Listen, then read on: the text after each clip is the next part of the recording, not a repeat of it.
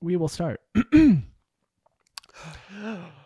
I've got my intro, so I just had to make sure I said I it. also have my intro. I'm excited for it. I just have to think about it one second because I typed out half of it, but I want to make sure I said it. Okay. All right.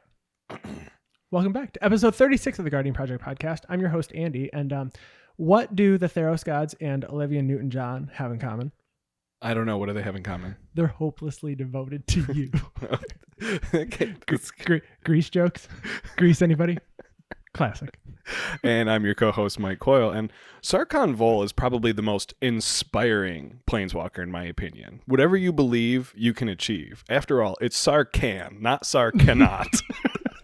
So stupid. Please listen carefully. And this is the podcast where we talk about all things Magic the Gathering. But especially Commander. Just a quick note, if you're looking for a way to support the podcast and you can't find the Magic singles and sealed product you're looking for at your LGS, we would appreciate if you used our TCG Player affiliate link on our website when making your purchase. It's a great help to the podcast and allows us to do some fun things like pack one, pick ones, giveaways, and all that kind of stuff. An even easier way to support the show is by subscribing, rating, and commenting on whatever format you're listening to the podcast on. Whether it's Apple, Spotify, YouTube, or any other platform, your feedback and support is greatly appreciated. What's on the agenda today? Today, we have a guest with us. We do. JC Everhart. From the Welcome. Mana Vault. Hello. Hi, guys. Thank you so much for having me. I'm so excited to be here. We're excited. We are going to play a fun game called Commander Decks Explained Badly. Yeah, it's back. I'm excited. This is one of my favorites. And we get to do one more Commander of the Week. I'm taking that one this week, and we're gonna look at a mono white Jahzzar with eyes wide open. Okay, JC. Oh, my goodness. You have a show on YouTube, and I guess before we jump into that, tell us a little bit about you, how long you've played Magic, and your favorite format. I have been playing Magic since... I've been playing Magic since Theros, technically, but Okay. I've been playing Magic consistently since right before Fate Reforged came out. Okay, So I've been playing Magic few for years. a few years, yeah. And I started playing... I didn't start playing standard and more competitive formats until Oath of the Gatewatch, and that was not a great time to get into standard. Let me tell you what. What do If you you mean? didn't Oko was own, banned. if you didn't own fetch lands and play 4-color Jeskai Black. nonsense, oh yeah, Jeskai Black. when standard was more expensive than modern, Yeah. oh man. And I also got into modern right around the time of a wonderful period known as Eldrazi Winter. Did you play those, Eldrazi? I played regular Tron during that okay. time. I still play regular Tron, but I did not play true Eldrazi Tron or Eldrazi aggro that existed at the time, and I got demolished. Yeah. So But I did kept playing everyone modern, so- else. Yeah, exactly. And then Eldrazi got banned. That's why Ivugan is banned, and it should stay that way. Did you know that they in no banless modern tournaments, Eldrazi aggro is still one of the most broken decks in that format? It's not close. No. No, I think like the next closest thing is there's a Storm deck that has like Rite of Flame, and you get Ponder and Preordain. So those kind of decks are pretty good, and then Infect decks get a little bit of a boost. But other than that, yeah, it's just Eldrazi Okay. aggro because you get to play the whole Eldrazi package. But like people have been playing Stoneforge to get Umezawa's Jite and all kinds of nutty stuff like that. Yeah, those cards would exist in Modern if they weren't on the ban list. And your favorite format? Oh, it's Commander. It's absolutely Commander. Whoop, whoop, whoop, whoop. And you have a show called The New Frontier. I do. Tell us about it. So I'm a part of the Mana Vault YouTube channel. Yes, Austin joined us a couple months ago. That's right. And Austin has a show called Modern Meta Matchups where he plays Modern with various guests. And I have a show called The New Frontier where I play Pioneer. We call it the show where we play Pioneer because Frontier already existed as a format, and so they had to give it a different name when they invented Pioneer. But But you yeah. can still play the same deck that you had in Frontier, assuming you weren't playing fetch lands. That's true. Correct. Like in Soul Artifact, which was the deck that I played in Pioneer. and all I had to do was take out Smuggler's Copter, and it's still legal. My feeling from the early days of the format was that a lot of people were playing the things that they were excited about in original Frontier, Atarka Red, and some Jeskai decks, and the Ensol Nathopter deck, and those kinds of things. Excuse me. And then, porting them over and updating them with cards that had come out since then. We got a much larger card pool, which I thought was really great. We also got to go back a little further instead of just starting with Cons and Corn 2015. We got to go all the way back to Return to Ravnica, and we got some good things in RTR block and Theros block. We got some blue-white control stuff. Oh yeah, we do. Thanks, RTR. Boo. Got my Sphinx's Riv. Got my... we do have a video that should be up very, very soon of Andy and I playing each other. Yes. And you played blue-white control. I did. And you got to Is play anyone with all else your surprised? little favorites, right? No. Is anyone surprised? That's what I was jealous. Well, it was so funny because we were deciding what decks to play because we said what would be good. I said, well, the only deck that I have any experience with because I watched some videos and I have almost the entire deck is blue-white control. And so it's that and some... You played Hardened Scales. I played black-green Hardened Green. Scales with, obviously the card Hardened Scales, but also with the snake Winding Constrictor. Yeah. We had some pretty It's a good interactive card. games, so it was very fun. So yeah, it was I'm some excited. good back and forth. I think if you had asked me to bet on one of the decks, I would have bet on blue-white control, but I would not have predicted that it would have been that much of gameplay and interaction between us. It was really fun. Yeah, I enjoyed It was it. really fun. So that should be out in the next couple of weeks. So Yeah. Cool. we'll link to it as soon as it's out. I can't Absolutely. wait to watch it because I wasn't part of it and I want to see it. Yeah, because you did the modern meta matchups. I did. Game. I got Yeah. spanked. I got spanked. Yeah. I watched. I it. got spanked. I think that was, we were kind of laughing about that behind the scenes because we're like, oh, we finally had a modern video where it didn't go to 3 games. Yeah. And no offense to you, but we at the Mana Vault had always kind of been wishing for that because we always thought it was funny that it happened to go to 3 games every Right. single time. And Right. it was just like, oh, this is a strange coincidence. Yeah. I kind of like it. You also played my Boggles deck, and I think that was your first time piloting Boggles. It was, and also Austin had Nut Draw for Infect. And also on that's game true. 2, so But My Boggles, the Infect deck, strategy yeah. is, put pants on, boys, and go. and go. I think actually looking back on it, the hands you kept were extremely reasonable, and it was that you had a very, very quick hand from Infect in game 1. Yep. And game 2, Game 2, looking at it, I remember I could have put down my one inhibitor, but then Austin showed me he also had Force of Vigor in hand, so it did not matter. he also had a spell skite, if I recall correctly. Yeah, that I had to That's remove. that is like your the end of. That is the end deck. of Boggles. That is the end of Boggles. So tell us about Pioneer today. So you originally said that a lot of people ported over old Frontier decks into the new format because it was just easy, or they had them, they were accessible. What do you think the format looks like today, and the diversity of, I guess, the format? So one of the things that I appreciate about Pioneer, just to kind of transition us into this, is that Wizards did a very nice job of saying, hey, we're not going to ban anything out the gate.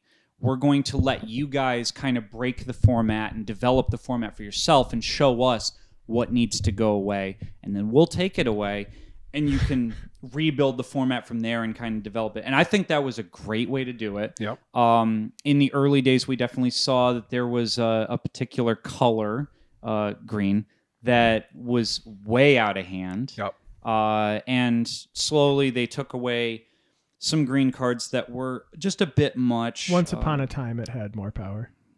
That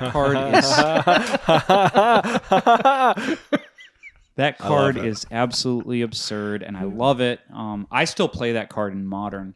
Yeah. But yeah, that card needed to go, and yeah, Once Upon a Time, indeed. Upon a time. Gone. Let's see. They took away Veil of Summer because that card is a little too good. Yeah, for, sure is. For what it does, and green cantrip, and also you cannot be interacted with for a turn is pretty darn okay. How did they think that was okay to print on a 1 mana card? I don't know. I think like if they had just reprinted Autumn's Veil, Yeah. which listeners, if you don't know what that is, it's just a worse version of Veil of Summer. Yeah. That was printed in like core set 12 something. Isn't the only difference you don't get to draw a card? It also doesn't give you hexproof, I believe, from black and blue. But yeah, it gives your stuff your permanents, and it says your spells can't be countered by black or blue spells. Yep. There's 14 cards that are on the ban list. 5 of them are fetches from cons. Yeah. So which those did start on the ban list, which was an excellent idea as well. And yeah, the format has just developed over time where decks have come out and then people have either found a way to beat that deck or that deck has had something banned from it. Oko has been banned and Nexus of Fate, Oath of Nissa, Felidar Guardian. Yeah. Felidar Guardian was an early one that we all kind of knew. That was one of those standard decks that people wanted to bring back. They're like, oh, Saheeli Cat. And it's like, yeah, Splinter Twin's pretty good. Maybe we shouldn't. I mentioned this a long time ago on the podcast when Brian was on. And the day that they didn't ban Felidar Guardian in standard. Yep. Oh, yeah. The day they didn't ban it, I said, okay, I'm safe. Mm-hmm. I'm good to buy it. I had everything for the deck except the Saheelis. So I went and I bought my 4 Saheelis. And between the hour I drove to the game shop, picked them up, and drove home, it was emergency banned. And I immediately called the game shop and I said, is there anything you can do? And they said, of course, bring them back. They were like, it's been like 20 whole minutes since you've left. Yeah. And we won't punish you for that. Yeah, we won't punish you for Thank a 20-minute goodness. emergency ban. So I appreciate no emergency bannings. But that one, the writing was on the wall the minute the format was, absolutely. Introduced. Especially since it was standard. Yeah, exactly. Yeah. Yeah, and that was a difficult period of time for standard, where there were a lot of Wizards called them parasitic cards that worked very well with other cards in their block or in standard, but definitely they were not well thought out in terms of the larger standard format and how they went beyond that. Like energy. Do you think Saheeli Cat combo really is all that powerful compared to some of the combo decks that are currently kind of developing the meta of Pioneer? You're talking about Inverter Oracle? Inverter and Breach. And Lotus Breach, yeah.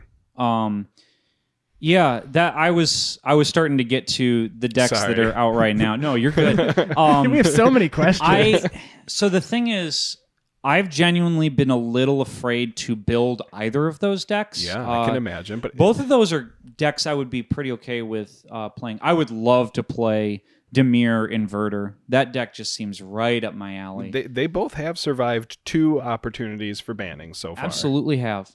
And it may be that Wizards wants them to see a little more play and to see if maybe given more time, people adapt their decks to answer those strategies, or if maybe some of the cards that are coming out in Ikoria will either lead to new strategies or will answer those strategies better. No deck is unbeatable, but these decks are pretty difficult to beat at the moment. It's nice to have combo decks in the format, though. I like playing combo decks. I think you need to have the existence of combo decks because it keeps people honest in a way. So. Just play Tocatli's Honor Guard and then you're good. Yeah. It's a torpor orb on a creature. Exactly. I think if Modern has taught us anything. Yeah, exactly. I think if Modern has taught us anything, it's that combo is supposed to exist in the format. We just need to keep it in check when it becomes the only thing in the format. Right. Do you believe that that's where Pioneer is right now? I personally kind of want to say yes. Okay. But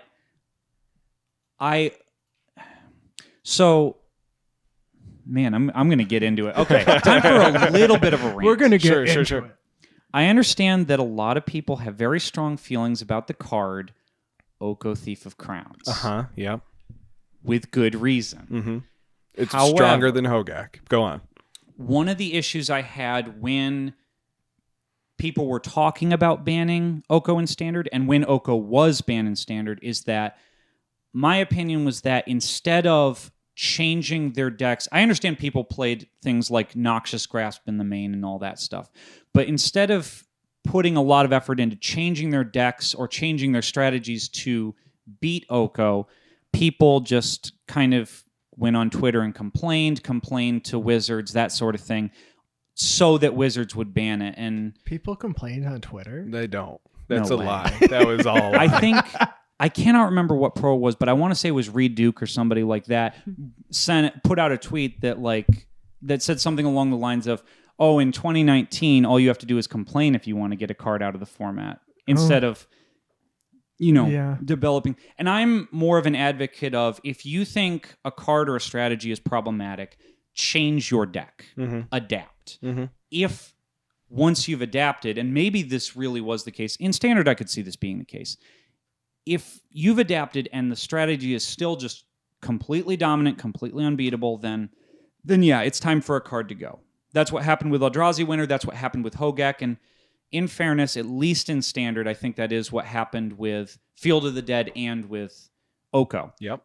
That being said, I don't think we as Magic players should get into this mentality that if we whine enough and loud enough to Wizards, they will just ban any card we don't appreciate. Do you think that has something to do with, Magic is the biggest it's ever been at this point, largest player base it's ever had? Absolutely. I personally didn't start playing Magic until Amonkhet Standard. I only knew the format with bannings when Andy started and when you started playing. There weren't any bannings or very little bannings. Yeah, I explained that to Quell one day. I said, this isn't normal. Right. So is it because of this large influx of players that maybe did start the time that I did, or afterward they go, yeah, bannings are normal, let's just ban it. That way we don't have to deal with it. It's entirely possible. I never possible. Considered before. It's entirely possible. Yeah. That's definitely a possibility. Would you like it to be that way? I mean, as just someone who started with bans, would you like to just have the ability to just say, can you just take this out of the format? To me, bannings are a very normal kind of thing. Like, I come from like the video game world where there are like in a first person shooter, they'll ban a gun that is the or in Super Smash Bros. Where they nerf a character and the next day it's just or not ban as the good. character in tournaments. Yeah. When a new character comes out, it's immediately banned from tournament play until they figure out if it's broken or not. I mean, my understanding also is that Hearthstone has changed cards on the fly as well. Oh, yeah. They'll just change something. I played Hearthstone for maybe a week. Right. I mean, just briefly because it was new and it wasn't Magic. So I was like, it's not Magic. I'd rather just play Magic. Sure. But after a while after that game really took off, I was told that they would just make some code changes and they said this card doesn't, or this thing doesn't do this thing anymore. It does one less thing. It's super advantageous that they're a purely digital game and Yeah. they can change the power. I mean, Wizards accidentally changed the toughness of that 2/2 it was a white creature. Corpse Knight. Yes. Corpse Knight. But that was accidental. But Yeah. Hearthstone had the ability to just like, oh yeah, that thing's 2 strength now. You could do it on Arena, but then it doesn't follow paper play. So obviously you can't. Exactly. Yeah. I personally don't like just banning everything. No, I'm with you. And again, we're coming from a very different place than you are. For Yeah. sure. But I do agree with I understand how you would get that feeling of, bannings are normal. But for us, I look at it and I see that Kaladesh block and Amonkhet block brought a lot of cards that were very good and were, pushed in their power level, which I think was a good thing for Magic overall. I think if you play, there was a period of time where Wizards was aiming to put cards into Standard that invited in new players and made it exciting for them, but they didn't have as much effect on older formats, and that made it less exciting for enfranchised players, right? Yeah. And then they changed their philosophy and started putting in a lot of very powerful cards. Well, the problem with that is some of those cards, while very, very good for Modern, Legacy, Commander, maybe not ideal for Standard because they're a little much. And that's, one of the questions we had at the time in Standard with Saheeli Cat was, why did they let it sit around for so long? Why did they let us play with this? It's like, well, they wanted to see how people would deal with it and if people would deal with it. And the answer was, in Standard at the time, you really couldn't. Right. There wasn't really a good answer to that deck. But I still think there are some answers. Just looking real quick at some of the top 8s from some of the most recent. There was an MTGO Pioneer Premier event, and this was on the 16th. And the top 8 decks for that were 2 Dimir Inverter, 3 Dimir Inverter, a Simic Ramp, Blue-White Control, Niv-Mizzet Reborn, White Weenie, and Lotus Breach. So there's 6 decks in that top 8. 3 of the top 8 was Dimir. Right. But there were still 6 decks there. For sure. And then there was an SCG IQ, and that was on the 16th.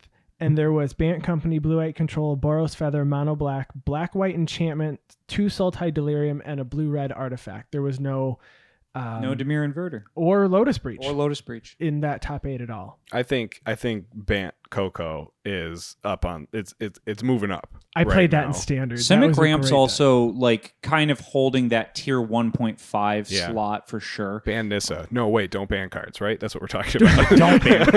Don't do that. I don't think Nissa's ban worthy. I think it's a powerful card. It's but so good. So circling back, I guess. Yeah. There are 2 decks obviously that are being at the top, watched at the top. But it doesn't seem so bad looking from the outside in. I don't play a lot of Pioneer, obviously, I'll admit. But it doesn't look horrible, but when you read all the posts, it sounds just horrific. Right. Yeah. Based on what people are saying. And it could just be that your local meta also is affecting what perhaps. Yeah. I think as with anything, it's something that, keep your eye on it, but don't get up in arms to just ban it right away. And yeah, we've had some time with these decks, and if they continue to hold such a high place, then I think we need to start viewing them with the same view that Wizards took on the Urza decks and say, okay, it might be time to take something away from this just to not eliminate it, but just to slow it down a little bit and let other things kind of fill that power void. And take hardened scales with it. Yeah. Well, when they banned Mox Opal. Yeah. Oh, well.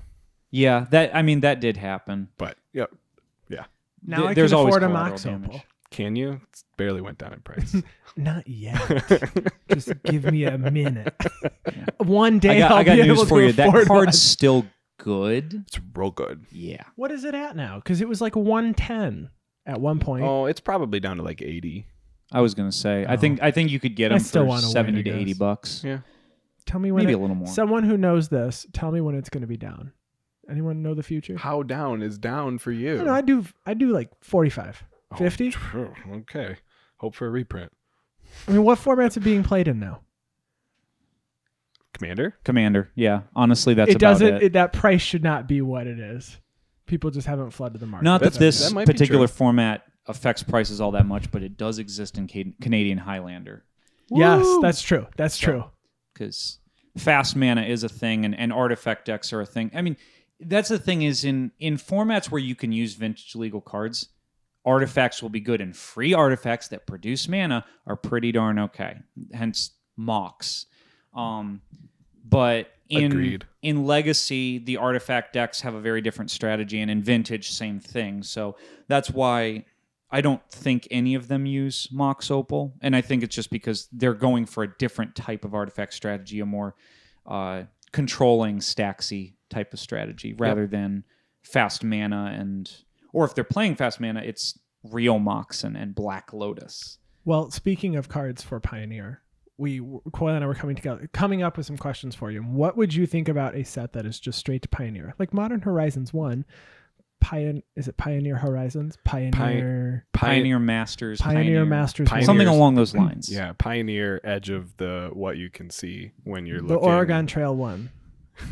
So, just to put this in perspective, I loved Modern Horizons. I think that set is wonderful, both really as fun. a limited format and as providing cards for other formats. I got not lots of stuff just for Modern. Commander from Oh, that. yeah. So much. It could have just been Commander Masters, just like Battle Bond was. I think it was dubbed Commander Masters by many. Quick aside. Battle Bond versus Modern Horizons. Which one gave more to Commander? Quick aside. I almost want to say Modern Horizons. I would like Battle Bond because I just want more doubling seasons. Doubling seasons and land taxes. Battle Bond did give us a lot, and I those really lands. appreciate it. I think The Battle Redirector. Bond, it was more subtle, though. Like, because we knew it was a very it was a legacy legal set, not for modern or anything like that. I think we kind of knew those cards a lot of them were for Commander, and so a lot of them kind of fit into niche places. Whereas Modern Horizons, because they were for modern and to a lesser extent legacy and that sort of thing, I think the power level was so pushed on that set that Commander players ate that up. Oh yeah, they did. So I would say Modern munch. Horizons, but only by a little bit. Okay. I would love to have a Pioneer Masters type of set. I think that would be really amazing. I'm also, again, as Commander is my favorite format, I also feel like a lot of those cards would be good for Commander. Mm-hmm. So I'm all about Master sets, and I'm definitely about the Modern Horizons style of set where you're introducing it to an older format without going through Standard. Right. I love those kind of products, and I'd be all for more of them, and even more so if it would also go into Pioneer. And I like that the Modern Horizons only had a teeny premium price, not a full premium price. No, I completely agree. That's the reason I wouldn't buy Masters packs. It made it more I didn't want to appealing. pay that price for a pack that could potentially have a Comet Storm in it. Yeah, but it doesn't stop us from going to the board game store and going, I'll take a board game and a pack of Masters. Every time. I mean, or if you need one single and they have a minimum credit, amount, and so I'll throw an Eternal Masters on. Got lucky with my Sylvan Library. Because who knows? Maybe I'll open Jace the Mind Sculptor. I got lucky. Or a Mana Crypt. I opened one pack of Eternal Masters and I got a Sylvan Library. I never get those packs, but now I can't. Never say never. Never say never. Did you know that Brainstorm in green every single turn is really good? Imagine if you had ways of substituting that card draw for a replacement effect and then not having to pay any of the life. You guys don't just pay 8 life and draw 3 cards? No, I do, but that's normally because it depends on the matchup, too. If there's a Perforos deck at the table, like old Perforos, I'm probably not paying 8 life all that often because I know that deck's going to kill me. That's true. Yeah. Mono Red's there. That Commander's real. Convince everyone that they need to team up on that Mono Red player. Because... Well, you should, but... I hear a lot of Goblins players who complain about getting ganged up on. I'm like, but you're Goblins. Yeah, you're literally a gang that gangs up, but on your own board state. Yeah. We digress. If we let you go, it's very similar to Slivers. If you let it go for more than a turn or two, then it gets out of hand and you can't control it. Yeah. It's like we're a Commander podcast trying to not talk about Commander. But then we talk about Commander. We just talk about yeah. So what is your okay, if you had to pick a favorite deck that has shown up in Pioneer so far, what would it be? Whether it's good or bad or one that you've just seen. I loved my original Pioneer deck was a Sultai control deck. It doesn't exist anymore because one of the cards that I built it around was Oko. Basically, I put the deck together being like, I want to play Oko and Assassin's Trophy and Abrupt Decay. I want to play these very efficient instant speed removal spells. Which I still think those cards are 2 of the best removal spells in the format. For sure. And I want to play Oko because Oko is life gain against the aggro decks. He is effectively a beast within against decks that care about certain specific cards, certain creatures, certain artifacts, that kind of thing. And in the late game, he just starts turning your foods into 3/3 so you can win the game. So Oko does everything. For 3 mana. Wonder why it was banned. It very much feels like that SNL skit. Yes. This has everything. And that's why. So yeah, I built that deck, and I still think that color combination has a lot to offer. My version of the deck had God Eternal Kefnet to just rip instants and sorceries off the top and copy them. It had the Scarab God to steal your opponent's creatures away once they were dead. Languish is a card I really miss. Oh, I forgot Languish. Mm-hmm. That card is good. Yeah, it's creatures get -4/-4? Yeah. All creatures get -4/-4 for 2 black. So that's a decent board wipe in Commander. Oh yeah, it definitely is. I remember the professor from Tolarian Community College called it Darnation. Because it was a poor imitation of Damnation. -4 is a lot. It's going to get It most kills creatures. so many things. Was that what Grasp of Darkness was as well? Yeah, it was neg 4. Yeah. If you notice, though, the 2 creatures I mentioned, Kefnet and the Scarab God, they both have 5 toughness. Darn right they do. Those gods. Yep. And what I loved doing was casting Languish and then afterwards turning the food into a 3/3. And even if they have like a 0/1 or a 1/2 left, they're like, yeah, I'm not blocking that. Sorry, no, it's not worth it. So with the ban of Oko from that, there isn't like your turn 3, I guess, to start. I mean, I almost want to call it a tempo deck. It controls. It's a mid range deck, right? Yeah, it in a way, yeah. It plays on the more controlling side, right? But yeah, it plays like a mid range deck where the early game is I'm going to cast Fatal Push, Abrupt Decay, Assassin's Trophy. Did you play Hand Disruption as well? Yeah, I played Thoughtseize. For a while, I took the Thoughtseizes out, and because Pioneer's a little slower than Modern, I just played Thought Erasure. Yeah. The Surveil one. Yep. And that felt totally fine. Thoughtseize just felt a little worse in my meta because there were aggro decks running around, and shocking yourself to then lose 2 life to Thoughtseize didn't feel all that great when you're facing down, mono black aggro with Smuggler's Copter at the time. Right. Obviously, that's been banned too. Bye. Yeah, but so a little bit of Hand Disruption, then a lot of spot removal spells. At the 3-drop slot, there was Oko, and then there were some counter spells. A card that I think is extremely underrated, both in Pioneer and in Commander, is a card called Supreme Will. Yeah. If you're not familiar, 2 and a blue instant, and you choose between counter target spell unless its controller pays 3, or look at the top 4 of your library, put 1 in your hand, the rest in the bottom in any order.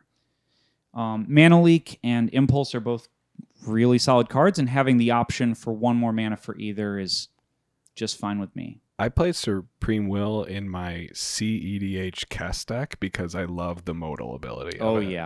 Yeah. I play it in most of my blue decks in Commander, especially the ones with a control lean.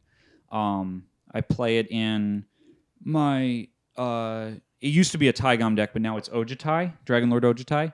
And I'm playing it in the Tassiger deck that I'm building. So we can actually respond to your spells then, instead of it being Taiga? I mean, yeah. The reason I changed over from Taigam... I know, right? The reason I changed over from Taigam is that Taigam was very good against other control decks. Okay. And not great against aggro decks or mid-range decks because...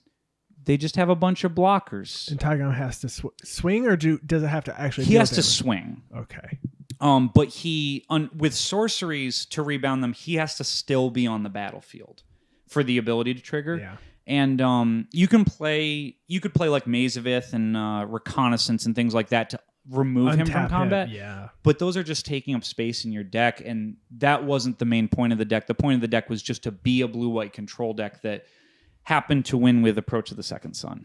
And it happened to win a few times with the Approach. Yeah, I mean, the deck was very good. Very good. I also wanted a commander that had a little more reach for actually hitting people and doing commander damage, because Taigam is not a Voltron commander. No.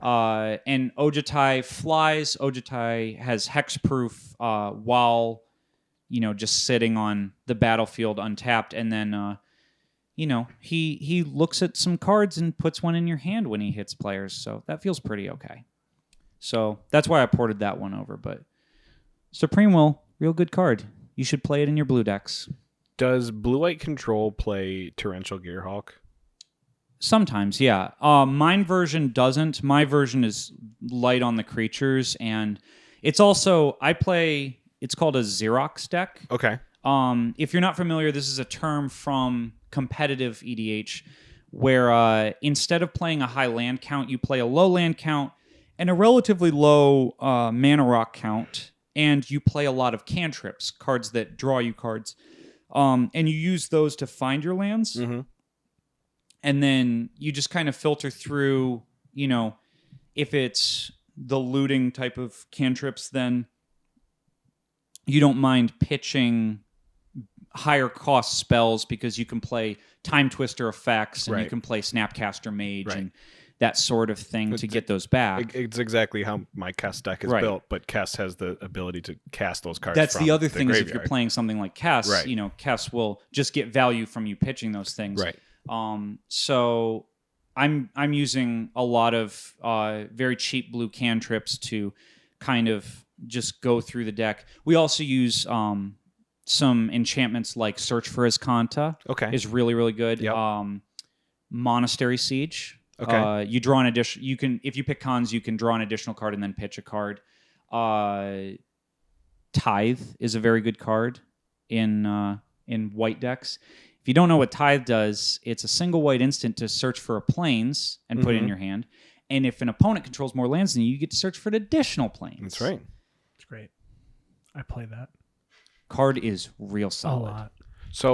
So in Pioneer, what makes blue-white control the control deck right now over the standard that I played in Amonkhet, which was mono blue control using Torrential Gearhulk, Disallow, Censor. I know Censor is played. Why isn't mono blue control the top end for control right now? What does white add that makes it so good or so much better? Wraths is the big answer. Okay. One of the things that I think white lacks in Pioneer in particular is excellent spot removal. It has decent spot removal. Okay. Do not get me wrong. I think that Seal Away is a totally fine card. I think that Detention Sphere is a very good card, and I think Cast Out is a very good card. But those cost 2, 3, 4 mana. We do not have Path to Exile like we do in Modern. Right. Or Swords to Plowshares like we do in Commander and Legacy. That being said, the access to unconditional, fairly costed, destroy all creatures effects, or if you want to play Settle the Wreckage, exile attacking creatures is totally fine. Sure. Both of those are the two spells I really look at and say, this is why you would want to play white. And white gives you access to some planeswalkers that actually do a lot towards your game plan, namely the 2 Teferis. Oh, I hate Teferi I also much. like Elspeth. Elspeth, yeah. Elspeth, Sun's Champion, very, very solid card. My version actually was even playing Gideon Ally of Zendikar because that's a creature that's very hard to get rid of. I think in the Pioneer game, when you see me play with JC on the New Frontier, I play 3 Jace. Or no, I play 2 Teferi, a Jace, an Elspeth. You played Jace I think you Architect of see Thought. all of them at some point. JVP? No, No, Jace no. Architect of Thought. Oh, okay. The Return to Ravnica Jace that has like the mini factor fiction. Right. Which I think Yeah. Jace Architect of Thought is a solid card, and if you ever get that ultimate off, oh boy. And that's why I think it should be banned as a commander if planeswalkers are commanders. But, that's just me. I don't disagree with you. But it costs 4. Yeah. Uh-huh. It doesn't do a whole lot against. That's fine. That's true. That's true. If you want the real good stuff, you got a minus. So one of the things that a lot of people think about with Planeswalkers as commanders, just very briefly, is they think about doubling season. You have to remember there's also Deep Glow Skate. Yeah, that's actually so the blue ones. So even mono blue Jaces can do it. Yeah. I did. Yeah. I did a very long segment on that. I do remember very this. long segment. I I just want to remind people, like, if you're seeing a blue Super Friends deck that doesn't have green, keep an eye out. That's right. I very much like Jace Architect of Thought in the blue-white Pioneer deck, but I also really like having... I think Gideon is very good for control decks because... and that Gideon Ally of Zendikar in particular, because he makes 2/2s that block, then he becomes a big guy that chunks in when you're not afraid of what your opponent has on board. And not that the emblem is the most relevant thing in that deck, but when you're playing things like Castle Ardenvale, and my version was playing a one-of copy of Secure the Wastes. Playing Secure the Wastes and then ulting Gideon the next turn, those 1/1s become 2/2s, and suddenly you are a very dangerous control player. Gotcha. So, are there any lists that are actually playing the Amonkhet Gideon to combat combo players? I've seen lists that have. In blue-white, I've seen I've seen white black that are playing Gideon of the Trials. That's definitely the case. Yeah. I've seen blue white lists that did. I don't think most blue white lists do, and I think it's because it's at the 3-drop slot, and at 3 you want to be playing Teferi. That's fair. So really against combo decks, you're just holding up Counterspell. Pretty much, yeah. That's the other thing is like Absorb. Some of your you play Absorb, and those are your 3s are the Teferis and the Absorbs, and so Censor and Syncopate. I played Azorius Charm. Yeah, you did. I remember that. I played a couple mainboard copies of Dovin's Veto because that card is sweet. That card is Azorius Charm doesn't have a counter. That has the bounce. It has puts, the draw. It has. You can cycle it, or you can. I'm thinking of the wrong card. That's Dovin's Veto as a counterspell. Yeah, that not can't be Azorius countered. Charm. Yeah, counter can't be countered. Counter non-creature counter spell target can't be non-creature. countered. Yeah, it's a negate that can't be countered for white. It looks and blue. like new white control decks have Elspeth Conquers Death included. Yeah, that makes a lot of sense to and me. Fast's Intervention, because if you don't need to counter a spell, you can at least look. You can at least look at 2 and put 1 into your hand. Hey, I told you about that. Counter unless they I was pay excited twice for that card. X. What was that? Counter unless they pay twice X is real good because and it's modal, so you don't have to counter something with right, that. because you can. I mean, the second mode is the first mode is look at the top X cards of your library, put 2 of them into your hand. So if you pay 3, you're putting 2 cards into your hand It's for like 3. it's like a DTT almost. Kind of. Yeah. And then you counter times X. So if you do it for 3, you're countering a spell unless they pay 2. And if it's their second spell that turn that they need to resolve, it's not resolving. Yeah, so No, thank you. at X equals 1, it's a bad miscalc. It's an expensive miscalculation. But at X is 2, it's mana leak, but for 1 they have to pay 4. That's pretty okay. And once you get beyond that, they're not paying. They're not paying ever. No, they're not going to pay. So, All right. One more question that I had. Since we are typically a commander focused channel, and we're sitting here talking about Pioneer a lot, how would you sell Pioneer to a commander only player? ooh. That question's for all 3 of us. Mind blown. Yeah. I'm just really trying to blankly think about staring this. at Coil right now. Yeah, exactly. I'm really trying to think about this because Pioneer is a format that appealed to me, and I'm a Commander player. Like, Commander is my favorite format. I think what stuck out to me about it was that you have so much freedom to build what you want. Like, we've been talking tonight about meta decks. We've been talking about decks that have defined the format, the mono green deck, the blue white control, Dimir Inverter, Lotus Breach, the Simic ramp deck, Oko decks in the past. There were aggro decks playing Copter. There was the Saheeli Cat deck. But I think we've really just scratched the surface on what you can build. I mean, we talked about Insolnathopter. There have been burn decks. There are other combo decks you can build. There was a Paradoxical Outcome deck at one time. There's and I think you can still Maze's play it. End. There's a Maze's End deck. Yeah, Gates exists in this Gates. format. I've seen Black White Aristocrats with old Athreos to like make people pay 3 life to get back there. You know what's really hard to interact with? An indestructible enchantment.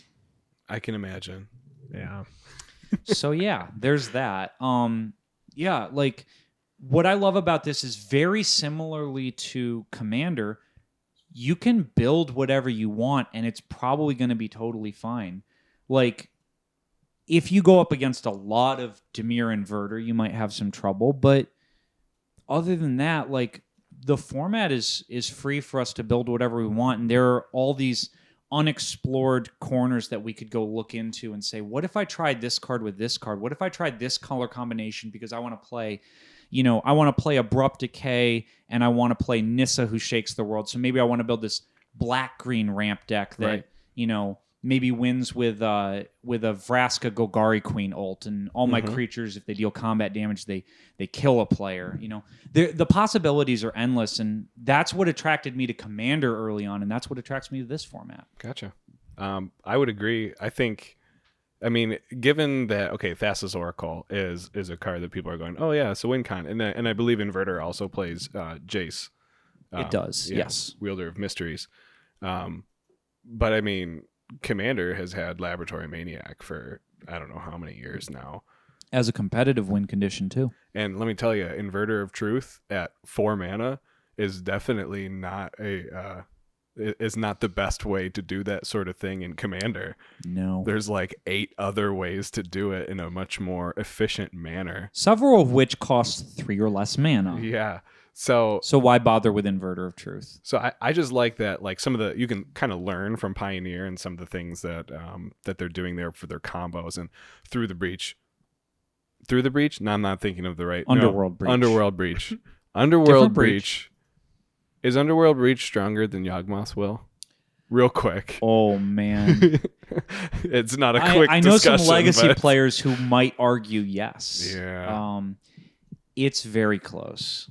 I'll just say it's very close, and I'll say that if you're in red and black, you should, and that type of deck, that style of deck, like Kess, you should just play both. That's it. I'm just waiting for that card to turn Anya Falconwrath up into like the top CDH tier again. Yes, please. It's pretty nuts. The fact that you can cast the same card more than one time. Yeah, it doesn't even exile the card. That's the argument is it better than Yawgmoth's Will? That's where the argument comes from. And Wheel of Fortune being a card that feeds itself to that enchantment. I'll say that I think that you have to build your deck and especially play your deck in a different way when you're going for it with Underworld Breach. Yeah. Versus when you're going for it with Yawgmoth's Will. With Yawgmoth's Will, you have a very particular line of cards you're going to play in a very particular order to win that turn. With Underworld Breach, you can replay a bunch of things and you don't have to think about as hard about the idea that this card is gone forever once I play it. Yep. You can just be like, okay, how many times do I need to cast this card, or like what options do I have available to me in the graveyard to cycle through the deck to get more things to get me to a win con. Right. So I think you have to play differently and build differently, but for sure. I would, if you're forcing me to only play one of them, I might really just play Underworld Breach. It costs 1 less mana. It does. So why not? The big brain play is to give an opponent an Eldrazi processor, force them to attack you, put it back in your graveyard, return it to your hand. Just solve the mystery, guys. So you're gonna play like Zedru or something to give him the with processor? Like a mind slaver. Yeah. That's the thing we need to put together online, is how to get Underworld Breach back. It would be fun to play Commander decks that have like 9 card piece combos. See who can get it out first. Well, wait, because Underworld Breach doesn't exile itself; it just sacrifices itself. Yeah, it right? does. So it's it just just sacks. Oh, I'm yeah. sorry. It's so you not can just get it back exiled. anyway. Yeah, you're right. So you could have 4. You could cast Hall 4 of Heliod's Generosity. Bring it back. Although that's not legal in. No, not Pioneer. Commander. Not in Pioneer. In Commander. Yeah. In I'm Commander talking it about is. Commander. Yeah. No, in Pioneer, the difference is in Pioneer you can play 4 copies, so you That's just cycle very through to true. the next one. They might only play 3. I'm not totally sure, but That would be surprising to in me. Pioneer, well, It's the main combo piece. yes, but the deck digs through itself so well. Like the deck True. is designed to like continuously churn through itself, so you don't have to have it in your opener. You just have to know how you're going to get to it. We'll post a poll and ask Yeah. that question online.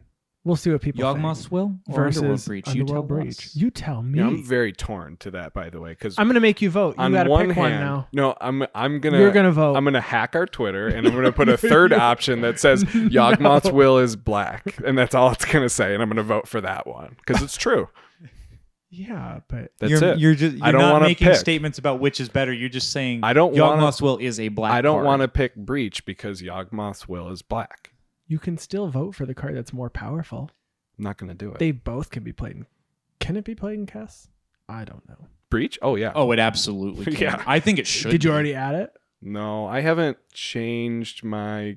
I've only added Thassa's Oracle to Kess right now. I have not added Breach, just because you really need to fill your graveyard in order to use Breach, and I don't know if it's actually necessary with Kess. With Kess, I think what you're supposed to do is brain freeze yourself. Yeah. Like you do in Legacy. So now I think that is a change from what Kess was doing before. It is. But And And the other thing is red is literally the least played color. Oh, it in Kess. absolutely is. No, You need which black is for interesting tutor and because- blue for cantrip. Exactly. And like I used to play a Kess. It was more Storm style, but it did have like the Doomsday combo and stuff Sure. like that. This is before Thassa's Oracle existed. This is before Jace existed. Right.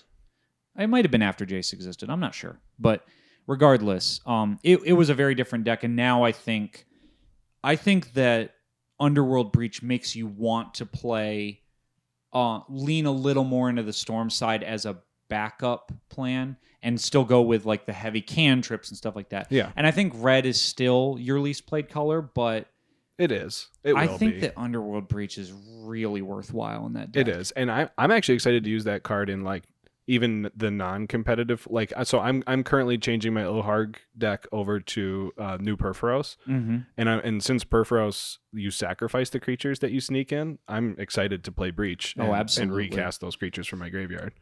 With Absolutely. Escape. Escape. Well, it seems like we moved on to Commander. Well, did we ever leave? Did we ever leave? Do you guys want to play some? At the end of the day, it's all Magic the Gathering. It's all just that's magic. Do you want to play some Commander decks? Explain. Do you want to play a game? God, no. Okay, Those Jigsaw. movies are so scary. Yeah, I'm not a fan. I don't but- do scary movies. No, me I'm not a neither. fan either. I'm a human being. Bzz. See me But whirling around and blowing air at things. You're full of You hot too, air. Ryan. You You're too. full of hot air. That's why I'm blowing air. Because I'm a fan, apparently. I'll start. Let's start with the first one. Yeah, Okay. go. Okay. So we all know. I like to do the backstories right before I do it. So this Commander deck. They know, like, you know, those people that if you need a plumber, they've got the phone number for that person as a plumber. Sure. They have a guy for They have everything. a guy. Or Angie's girl. List? This Or Angie's List. That's a better way. Anyway, this deck is. Wow. I've got a guy for that. I've got a guy for I've that. got a guy for that. Got a guy for that. So I'm going to guess this is like a creature toolbox deck. That's what I'm thinking. So it's like Prime Speaker Vanifer or Yisan the Wandering Bard. It's not either of those. But But am I on similar. the right track? You're on the right I track. think we're in green for sure. Gotta be green. Sure. Uh-oh. He doesn't want to give us any I didn't hints say. because then it's too I didn't easy. say right? no. I didn't say no. I I can't give many more hints because of. Is it She's that got a guy for that. is it that She's style got a of guy deck? for Is it a that. pod deck? Yeah. Okay. No, it's not a pod. It's deck. not pod. No, It's not a pod deck. no, it's not a pod deck. They're all pretty popular. They could all. Are they all elves? No, they could all be their own decks. Oh, it's Sisay. So it's a Weatherlight it's Captain. Sisay. No, it's old Sisay, right? It's Oh, It's sorry. either. It's all- Captain Sisay. Captain It's Sisay. Captain Sisay, Sisay. Yeah. She's got a guy for that. Yeah, Yeah. that's very true. That's good. Or an artifact for that. Or an Constant. Yeah. Every time I see the Sisay player search up Mox Amber, and I'm just like, oh, here we go. Yes. All right, you want to go or should I go? I'll go next. Okay, you go next. Okay. He doesn't seem that happy that everyone keeps dying. Doesn't seem that happy that everyone keeps dying. But keeps killing them. Not happy. This is what's throwing me off. Is it Happy. That's an emotion. Is it mono white? It is not mono white. Doesn't seem happy that everyone. Is there? keeps- I just keep there's I can't think of the name, but I want to say Smiling Death. No.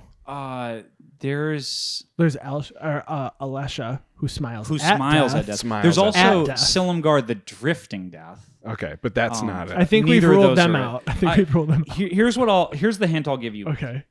The first half more describes the character, and the second half more describes the deck.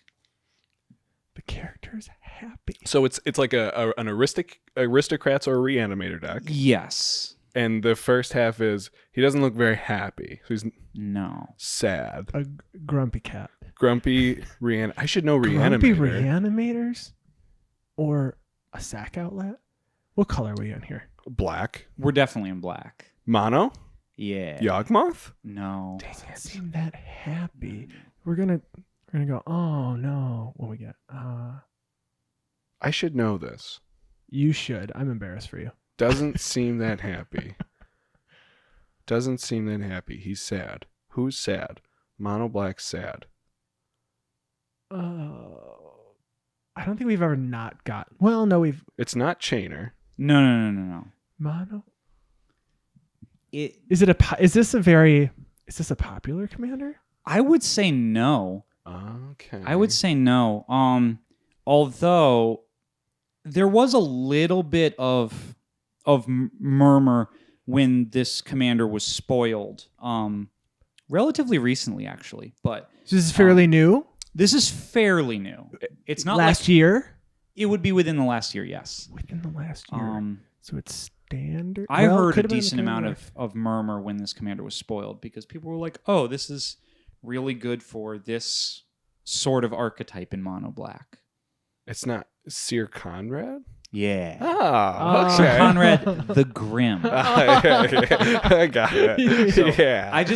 I was trying to think of He's these, and I was so grim. like, he's so grim. I was like, why is he not happy? Everything is dying, and that's good for his deck. That deck is super nuts built 100%, by Yeah. the way. Even The that optimized being version is in real. someone's deck, I was like, no, don't. If anything even looks at the graveyard, we lose life. Yep.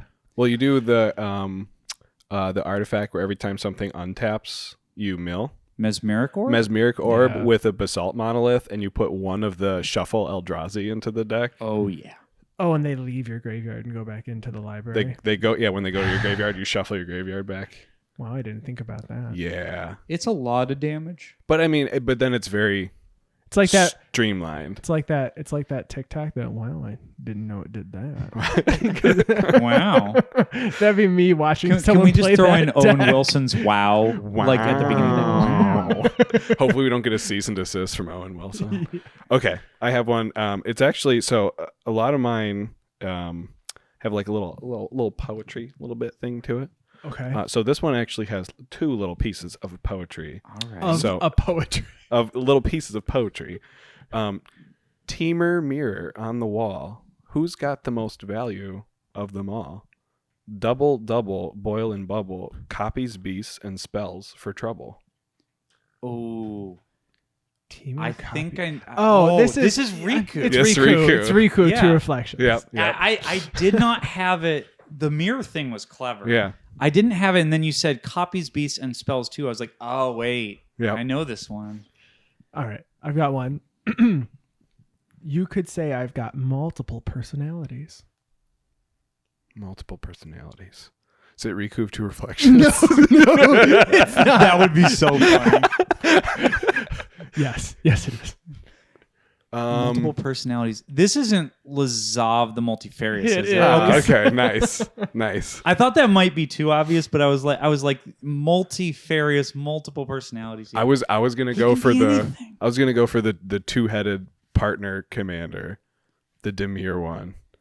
Two. Krav's Oh, Ludwig's. Ludwig's Oh, Opus. Opus. Yeah, 'cause that he's one. got two That's a heads. good card.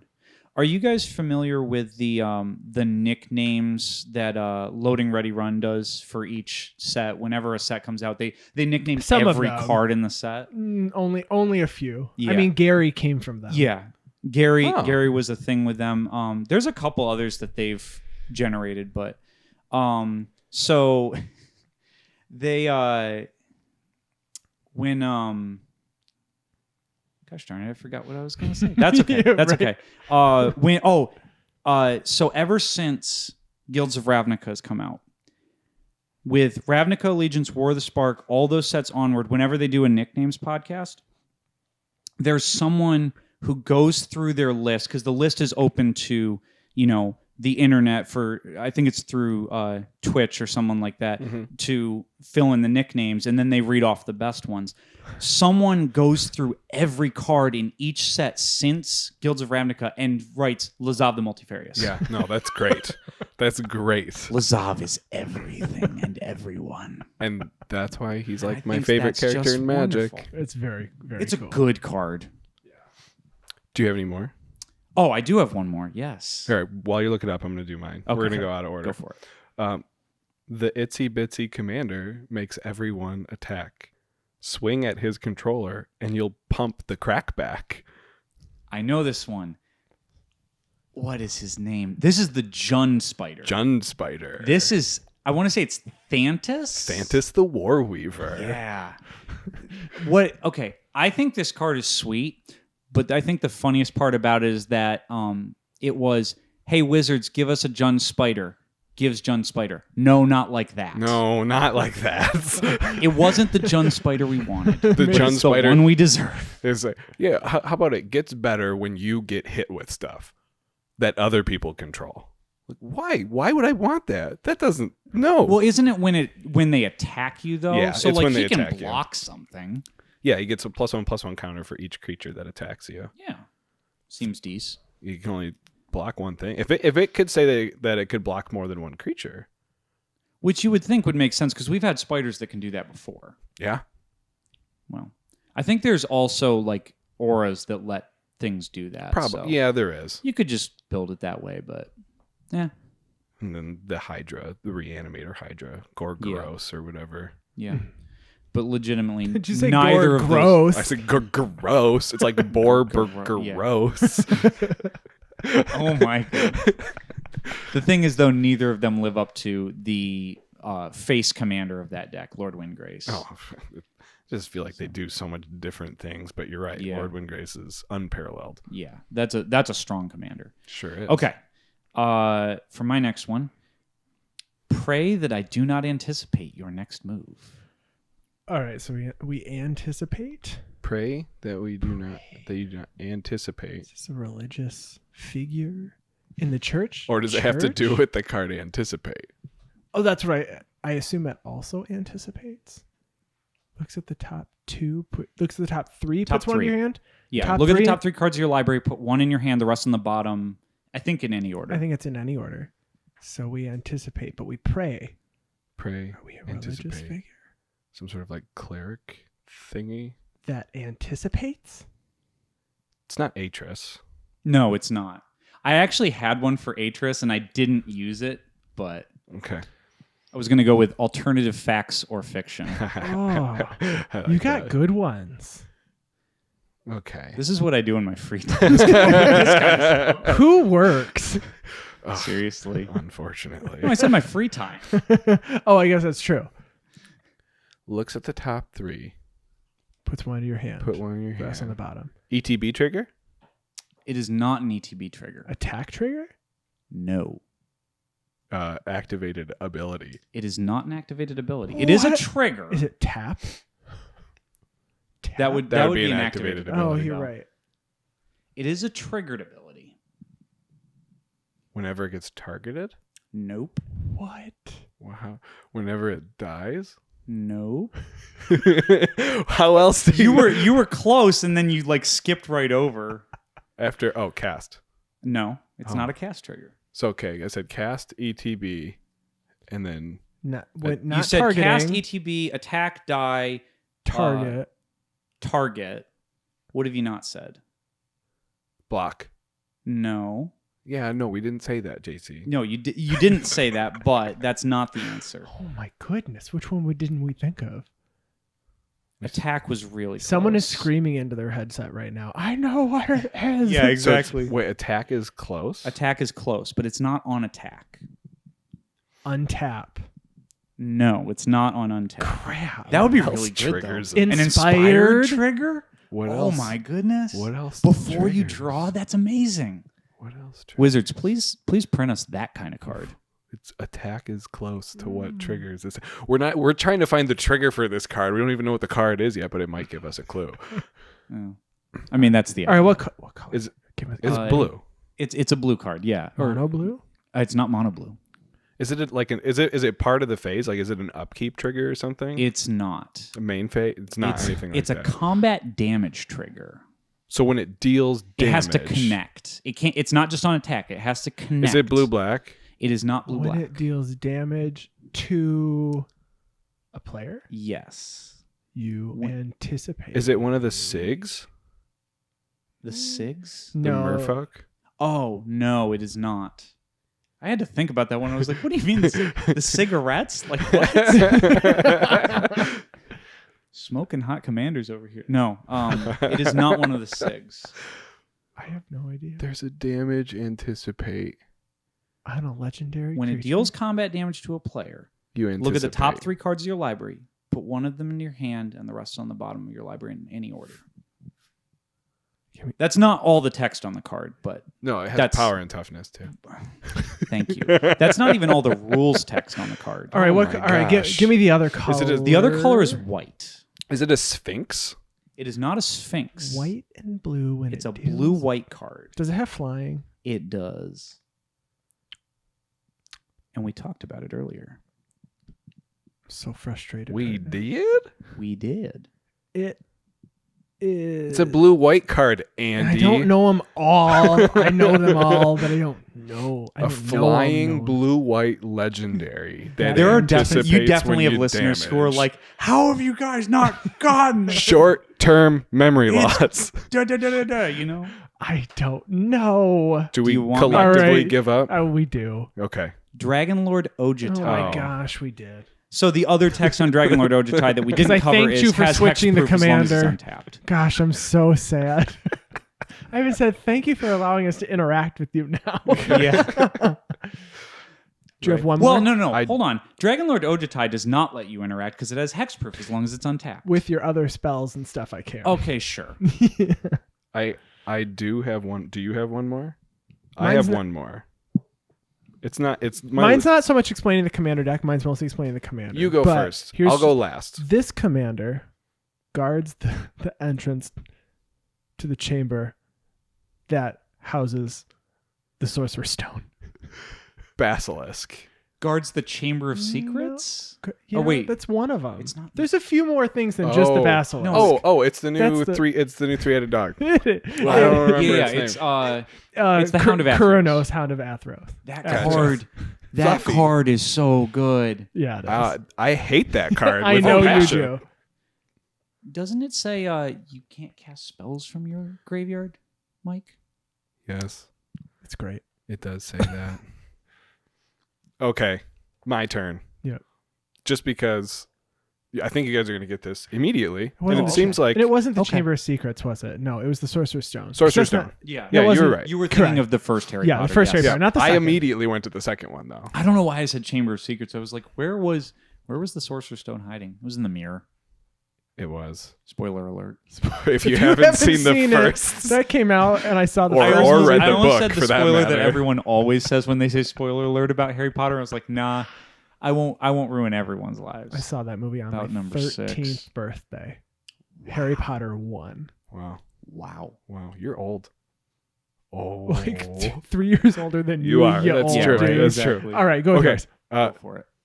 Don't blink. There's planeswalkers coming, Oh, it's Jahzzar with eyes It's open. Jahzzar. and I with think eyes that's a open. perfect transition. It's a good segue. Let's talk about our Commander of the Week. Commander of the Week. Yes, Jahzzar with eyes wide open. So I just built this deck, Jahzzar with eyes open. So this is brand spanking new. You Brand haven't play new. tested yet. I have literally not sleeved it yet, but I do have. I think I'm missing 2 cards from it, so I'm going to sleeve it up and we're going to play it soon. All right. Excellent. So Jahzzar with eyes open is a legendary human warrior for 3 white. He has power 4, toughness 3. And he's got vigilance. He says, when Jahzzar with eyes open enters the battlefield, you may search your library for a planeswalker card, reveal it, put it into your hand, then shuffle your library. If a source would deal damage to a planeswalker you control, prevent 1 of that damage. So this deck just aims to play. I have 21 different white planeswalkers. Let's go. I uh, have a question for you. yeah, absolutely. Are you playing a Johnny Steadfast? a Johnny Steadfast, the That's the planeswalker flying- that Or puts 2015. the one that puts loyalty counters on all other planeswalkers you Yeah. control? Yeah. Of course. Now, do you know how that ultimate interacts with Jeru? When you get an emblem with if a source would deal damage to you or a planeswalker you control, prevent all but 1 of that damage, Yes. and then you prevent that 1 damage as well. Your planeswalkers cannot take damage as long as you have the emblem and Jeru in play. That's great. Seems okay, I guess. Seems fine. Yeah, whatever. Do you know what the primary way of getting rid of planeswalkers is? Hitting them with creatures. That is what most people try to do, which is why I play cards like Humility in the deck, where each Yes. creature loses all abilities and is a 1/1 creature. Good. And there's an artifact which looks a lot like an enchantment called Norn's Annex, Love it. So for 3 Phyrexian white, says creatures can't attack you or a planeswalker you control unless their controller pays Phyrexian white, so 2 life or a white mana, for each of those creatures. So when all your creatures are 1/1s and you want to swing at me and you're not playing white, you're going to have to pay a lot of life to kill my planeswalkers. You're Gideon of the Trials. Gideon of the Trials is most definitely in the one deck. of 7, Yeah. 6 Gideons. I have Gideon Blackblade, Gideon Yes. Jura, Gideon of the Trials, Gideon Ally of Zendikar, Gideon Champion of Justice, and Gideon the Oathsworn. 6 Gids. I'm actually really excited to finally play Sarah the Benevolent from Modern Horizons. Yeah. That card is good. I've never seen it played before, though. Exactly. I haven't it either. Almost made the cut in my mono white deck. So the exciting part is, I haven't seen it played before. I can force it because I can just tutor it up with my commander. That's That's right. true. First card. So for those who don't know, Sarah the Benevolent is for 2 white, a legendary planeswalker, Sarah, that starts with 4 loyalty. This is +2 creatures you control with flying, get +1/+1 until end of turn. That's a +2? That's a +2 to put it up to 6. I'm learning things today. -3 is to create a 4/4 white angel creature token with flying and vigilance. And then -6, you get an emblem with, if you control a creature, damage that would reduce your life total to less than 1 reduces it to 1 instead. Also known as worship. Oh yeah, which is on an emblem. Yeah. Yeah, so you can't get rid of it. But you do have to control a creature. You have to control a creature. You make it In tough. mono white. Shoot. Darn. I do play a couple non-white planeswalkers. I play Karn, Scion of Urza, Okay. for some card advantage, and Ugin the Ineffable, also for card advantage and some spot removal. I play some of the really good planeswalker cards like Call the Gatewatch, which is a 2 and a white sorcery that says search your library for a planeswalker card, reveal it, put it into your hand, then shuffle your library. So in case Jahzzar costs a little bit too much because it keeps dying, I actually decided not to play blink effects in this Okay. deck, which is not normal. Which is interesting because you said don't blink during your... That's because his Describe eyes are poorly. open. Oh. Wah, wah, wah. I'm playing Ignite the Beacon for 4 and a white Yes. instant. Search your library for up to 2 planeswalker cards, reveal them, put them into your hand, then shuffle your library. And then also deploy the Gatewatch. 4 white, look at the top 7 cards of your library. Put up to 2 planeswalker cards from among them onto the battlefield. Super Friend staple. Yeah. And you do have to be playing enough planeswalkers to make that one relevant. I think 21 planeswalkers is a pretty good number. That's for enough. that. See, interestingly enough, I believe it's 23 or 24 in my Super Friends deck, and I'm not playing Deploy the Gatewatch. You're playing a Triax. though. I am playing 4 You've got cards, you've yes. got other things to proliferate and stuff. You Yes, care about true. more than just I getting also the have planeswalkers. Oh, a yeah. good number more tutors because Yeah. all the tutors you've mentioned, including Jahzzar, are in the deck, and making a creature making the cut in my Atraxa deck is high honor because there's maybe 10. Yeah. Maybe 10 I know creatures. one of our creatures is the same. It's from Battle Bond called Arena Rector. Mhm. Yeah. So when that dies, you can search your library for a planeswalker and put it on the battlefield. You have to exile it from... yes, when it dies, when you have it- to exile it. Yeah. So if it gets exiled, you don't get the trigger. But with all the board wipes that I'm playing 10 board wipes in the deck. 2 of them are exile board wipes. The rest are destroy. I won't go too in depth into those. You can check out the deck list. A lot of Elspeths where they will board wipe. Brand new cards that I'd like to mention. Elspeth Sun's Nemesis, which is the Elspeth Planeswalker with Escape. Yeah. And then I'm also playing Elspeth Conquers Death, which is the saga where the third mode on the saga, the third lore counter, does say return target creature or planeswalker card from your graveyard to the battlefield and put an additional +1/+1 counter or loyalty counter on it. Are you playing white reanimator cards? No. Okay. However, there is a land that I discovered. Is it a Maria? Ameria the Sky Ruin is definitely in the Okay, deck. good. Where if you control 7 or more planes, so at the beginning of your upkeep, if you control 7 or more planes, you may return target creature card from your graveyard to the battlefield. This one isn't super relevant unless I decide that Jahzzar's commander tax is high enough where I'm okay with throwing it in the graveyard and maybe it'll come back, maybe it won't. Right. Well, and sometimes you're the one, like a lot of times you're probably the one wrathing the board because you for said sure. you have 10 wraths. more board wipes. Yeah. So 10 wraths at sorcery speed. yeah. Plus all the Elspeths. Yeah. So if you have a Maria out, like maybe you're just letting him go to the graveyard, and then if he gets exiled from your graveyard or something, you just say, well, back to the command zone with you. For sure. Sounds good. I'm playing 36 lands and 6 pieces of ramp. But the one land that I wanted to highlight is a land called Mistvale Plains. Yeah. Where you can pay a white and tap it to put target card from your graveyard on the bottom of your library, which is great when someone's trying to exile maybe my escape Elspeth or something. And I put it in the bottom of my library and then tutor it back up. Yep. You can only activate this ability if you control 2 or more white permanents. Is that what it says? It does. You'll Also, probably have yes. that in a mono white. Yeah. A mono white deck that makes a bunch assume- of tokens Yeah, and stuff. exactly. Also worth noting, it does have type planes. So Yes, it it counts does. towards a Maria. Yes. And not that you're doing this, but if you were playing fetch lands, you can fetch it. True. Yeah, and I'm actually not playing fetch I lands kind of figured. But other than Myriad Landscape, which will only Right. allow me to grab a couple planes. I'm playing cards like Ghostly Prison and Sphere of Safety to give myself some protection. I'm playing Mana Tithe because I really want to get someone with it. of course. I'm playing the Chain Veil. I'm playing Sword of Truth and Justice. It's the only equipment in the deck. I am playing Nahiri in case I, for some reason, have it. Pro blue, pro white sword? Pro blue, pro white. When that proliferates. it on proliferates on damage. And one card that I wanted to highlight, it's like my favorite white card right now that I'm going to throw in all of my white decks. It's called Martyr's Cry.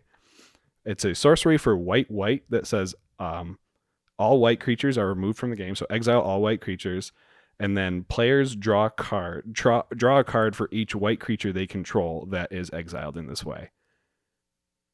So you just make a bunch of tokens with your white planeswalkers that all make tokens. Yeah. So I'll probably Draw like a bunch. I'll swing with my 10 white tokens and people will be like, oh, okay, sure, I'll take 10 damage, or like spread it out and be like, okay, now that I don't need those anymore, I'm going to draw 10 cards. If someone else is playing white, well, those are going away too. Yeah. Yeah. So, But I mean, they get to draw cards, but they played those creatures believing they were going to stick around, and you played those creatures knowing they weren't. and then I'll just activate my planeswalkers after I do that and get some more creatures replacement board. blockers and all that. So that's the deck. One piece in it, I don't know if I have enough ramp and lands in it. Again, play testing. We talked about this before. Play testing is the number one thing you got to do. So let's do it, and we'll see if I make any revisions. Perfect. Well, thank you, JC, for joining us today. Oh, my pleasure. Thank you for having me. You can all find their channel at youtube.com. Just look for The Mana Vault. Our video should be out soon. Yeah, very soon. And like always, we want to thank you all for listening. If you want to contact us, you can head to guardianprojectpodcast.com. On Twitter, you can find me at ATFlory. You can find me at WormCoilEngine. Yes, that's the new one. And take a look for hashtag GuardianProjectPod to find our posts and episodes. We'd like to hear from you, so send along your comments and any topics you'd like us to talk about on the next episode, and we will talk about them. We'll talk about them. We'll talk about them. Woo! All right. See you guys next week. Bye. Bye. See, now if I die, I come back as 2 halves, and one of me has lifelink, and the other one of me has death touch. And if you have a doubling season, Then we figured out cloning. Yeah. I talked about that on Twitter the other day. or an anointed procession if we're in white. Heck yeah. Which we can be in any color. Because it's an artifact.